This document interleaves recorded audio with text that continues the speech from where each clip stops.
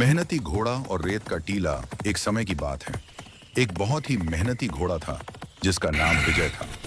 विजय रोज अपनी गाड़ी में मिट्टी और भारी सामान लादकर लंबी यात्राएं करता था।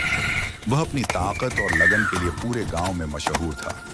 एक दिन जब वह पहाड़ी रास्ते से गुजर रहा था तो अचानक उसकी गाड़ी एक विशाल रेत के टीले में फंस गई। विजय ने पूरी ताकत से खींचने की कोशिश की, लेकिन उसके पहिए रेत में धंस गए थे। वह थक गया और हताश होकर वहीं बैठ गया। तभी पास के खेत से एक किसान ने यह देखा और विजय के पास आया। किसान ने देखा कि विजय वास्तव में बहुत थका हुआ नहीं था, बल्कि वह मानसिक रूप से हार मान चुका था। किसान ने विजय को हौसला देने के बजाय गाड़ी के पिछले पहियों में से एक पहिया निकाल दिया। विजय ने आश्चर्य से किसान को देखा। किसान ने कहा, उठो विजय, अब तुम पहले से ज्यादा तेज भाग सकते हो, क्योंकि अब तुम्हारा बोझ कम हो गया है। विजय ने सोचा कि किसान पागल हो गया है।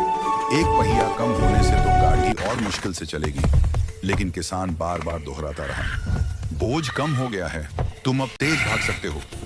विजय किसान की बातों को सुनकर असमंजस में था, लेकिन वह यह बात सुनकर बार बार प्रयास करता रहा कि उसका बोझ कम हो गया है।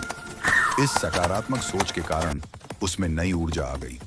उसने अपनी पूरी ताकत लगाई और हुआ यह कि केवल 3 बार खींचने की कोशिश करने के बाद गाड़ी रेत के टीले से बाहर निकल आई। जब गाड़ी बाहर निकल गई तब किसान ने हंसकर कहा, देखा विजय, मैंने तुम्हारा बोझ कम नहीं किया था। गाड़ी पहले जितनी ही भारी थी, मैंने तो बस तुम्हारा मानसिक बोझ कम किया ताकि तुम विश्वास कर सको कि तुम इस काम को कर सकते हो।